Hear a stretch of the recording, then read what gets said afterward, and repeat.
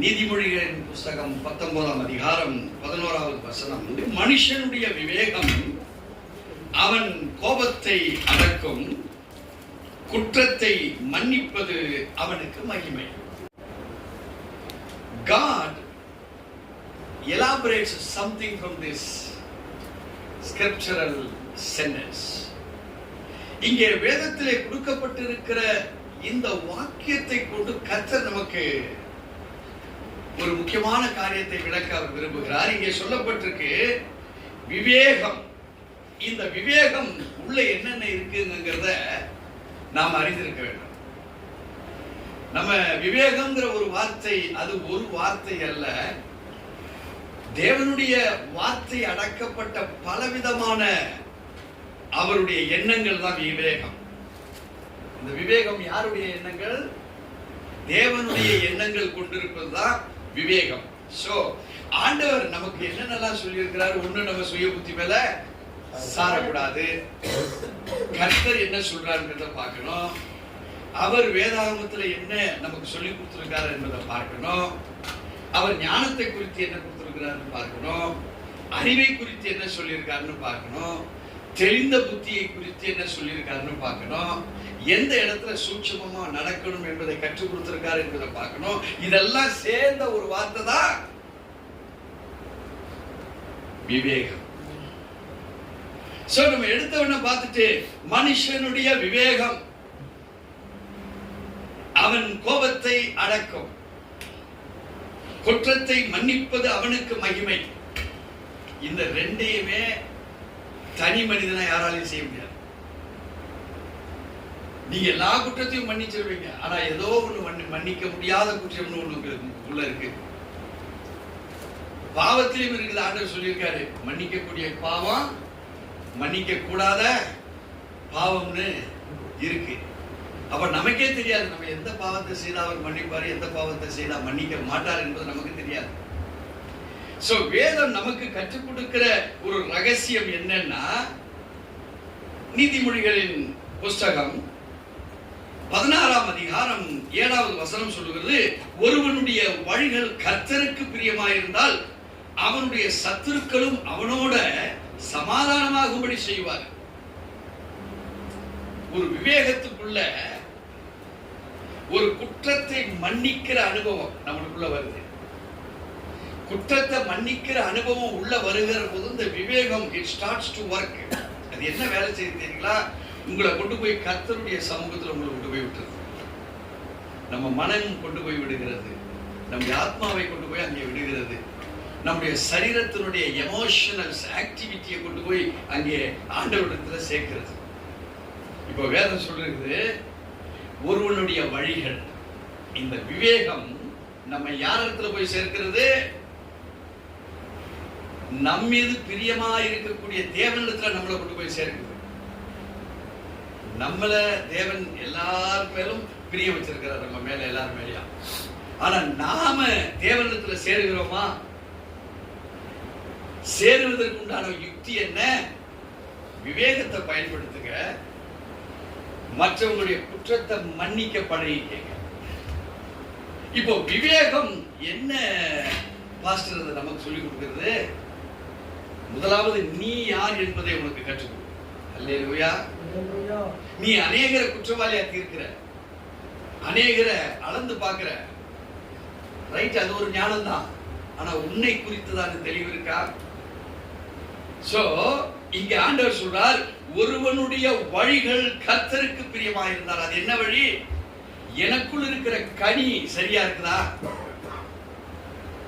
மரம் தன்னுடைய கனியினால் அறியப்படும். நீ என்ன கனியா இருக்க விரும்புகிற, யூ வில் பி சேஞ்ச். இந்த மரமே மாற்றப்படும். இதுவரைக்கும் கெட்ட மரம் தான் நம்ம, காட்டு ஒளிவ மரம் தான் நம்ம. ஆனா இப்போ நீ கனியை யோசனை பண்ற, என்ன? கோபமா இருக்கிற, மன்னிக்க முடியல மற்றவங்கள, ஏளனமா பேசுற, தவறா பேசுற, மறைவுல ஒண்ணு பேசுற, ஆனா நான் கிறிஸ்தவன், நேரில் வேற மாதிரி பேசுறேன். உன் வழிகள் கர்த்தருக்கு பிரியமானதா? ஆனா வேதம் என்ன சொல்லுது? ஒருவனுடைய வழிகள், நாட் ஒன் ஆர் டூ, எல்லாமே அது கர்த்தருக்கு பிரியமாய் இருக்கிற பொழுது அவருடைய சத்துருக்கள் என்ன செய்வார்களா? அவனோடே சமாதானம் ஆவார்கள் போட்டிருக்கா, செய்யும்படி அவர் செய்வார்கள் போட்டிருக்கிறார். எப்படி போட்டிருக்கு? சமாதானம் ஆகும்படி செய்வார். So God takes the work. நீ சரியா இருக்கும்போது தேவன் டோட்டல் கான்செப்ட் அவர் தன்னுடைய பொறுப்பில் எடுத்து நம்மளை நடத்துகிற தேவனா இருக்கார். அதை விட இன்னும் ஸ்பெஷலா அவர் ஒரு எக்ஸ்பிளனேஷன் கொடுக்கிறார் ஆண்டவர். நீதிமொழிகளின் புஸ்தகம் 15ஆம் அதிகாரம் 19வது வசனத்தை வாசித்து பார்க்கிற பொழுது, சோம்பேறியின் வழி முள்வேலிக்கு சமானம். யார் இந்த சோம்பேறி? வீட்டுல வேலை செய்யல, ஆபீஸ்ல வேலை செய்யல, அந்த சோம்பேறி இல்ல. விவேகத்தை தேடாத சோம்பேறி, வேதத்தின் வழியாய் நடந்து போகாத ஒரு சோம்பேறி, வேதத்தை குறித்ததான விளக்கங்களை ஏற்றுக்கொள்ள முடியாத மனப்பக்குவமற்ற ஒரு சோம்பேறி. இப்ப இந்த சோம்பேறியுடைய வழி என்னவா இருக்குமா? வேதம் என்ன சொல்லுது? அது முள்வேலி. அவன் எதையும் கிராஸ் பண்ணவே முடியாது. எங்க போய் நின்னாலும் விட்டுக்கட்ட முள்வேலி. நல்லது செய்யலாம் முடியாது, வாழ்க்கை நல்ல வாழ்க்கை வாழலாம் முடியாது. அவனுக்கு முன்பாக என்ன இருக்கு? முள்வேலி. சோ வேதத்தை அறிந்து கொள்ள முடியாது இருக்கிற ஒரு சோம்பேறி. வேதமே வாசிக்க மாட்டான், ஜெபம் பண்ண மாட்டான். பலர் கிறிஸ்தவர்கள் அப்படி இருக்கிறாங்க. வேதம் அறிய முடியாதபடிக்கு ஒரு டம்பிங் பவர் நம்மளை டம்ப் ஆக்கிடும், வாசிக்க விடாது, சிந்திக்க விடாது. அப்ப ஆண்டவர் சொல்றாரு, உன் வழி அப்படி வேதத்தை வாசிக்க முடியல, ஒண்ணும் முடியலன்னா நீ முள்வெளிக்கு சமமா இருக்கிற. ஆண்டவரே, இப்ப நான் எப்படிதான் வளருவது? நீதிமானுடைய வழியோ ராஜபான். வாழ்வியல் நீதிமானுக்கு உண்டான வாழ்க்கை ஆண்டவருக்கு கேட்க ஆரம்பிக்கும். முன்னிலிருந்து ஆண்டவரே, ஒன்று விவேகம் எனக்கு வேணும், மற்றவர்களை மன்னிக்கிற குணம் எனக்கு வேணும். நான் வேற எதிலையுமே சாராமல் என் வாழ்க்கையை நான் எப்படி செலவு பண்ண விரும்புகிறேன்னா, அது கர்த்தருக்கு பிரியமாய் இருக்கிற வழியாய் நான் என்னை செலவு பண்ண விரும்புகிறேன். 24 hours இவ்வளோ நம்ம செலவு பண்ணுகிறோம். நம்முடைய வழிகளை கர்த்தருக்கு பிரியமாய் இருக்கிற அளவுக்கு நாம் செலவு செய்வோமானால், சத்துருக்களை நம்மோடு கூட சமாதானமாய் இருக்கும்படி அவர் செய்வார். சோ உன்னை சுற்றிலும் யார் இருப்பாங்க கேட்டீங்கன்னா, பொறாமை உள்ளவங்க இருக்க மாட்டான், எரிச்சல் உள்ளவங்க இருக்க மாட்டான். உன் தோட்டம் பாவம் செய்வதற்கு முன்பாக ஒரு ஏதேன் தோட்டம், how it was created. உன்னை உண்டாக்கிட்டு ஆண்டவர் எல்லாத்தையும் சரி பண்ணல, எல்லாத்தையும் உண்டாக்கிட்டு தான் கடைசியில யார் உண்டாக்கினாரு? மனுஷனை உண்டாக்கினார். So my dear children of God, உன்னை சிந்திச்சு பார். உனக்கு முன்பாக everything has been determined and created and kept before you. நம்ம கண்களுக்கு அது முள்வேலியாய் தெரிகிறதா? We are the lazy person in the word of the God. நாம் ஒரு சோம்பேறியாக தேவனுடைய வார்த்தைக்கு முன்பாக அமர்ந்து கொண்டிருக்கிறோம். We are called to determine the word. தீர்மானம் பண்ணுகிறவர்கள் நாம.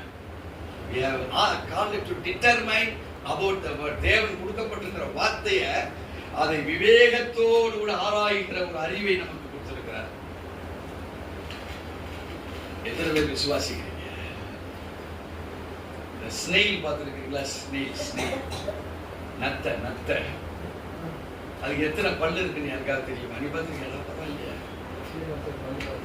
1600 பல்லு இருக்கா அந்த நத்தைக்கு.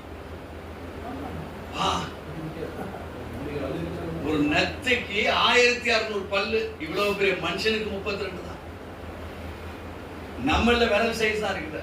இதுக்கு பல்லு 1600 பல்லு. தேவன் எல்லாத்துக்கும் ஏதோ ஒரு காரணத்தினால உருவாக்கி இருக்காரு. மனுஷனுக்கு தான் தெரியல நான் எதுக்காக உருவாக்கப்பட்டிருக்கேன். புரியலன்றதுதான்டா உனக்காக பைபிளை கொடுத்துருக்கேன், வச்சுக்கல. அதுலயாவது கொஞ்சம் பாருடா.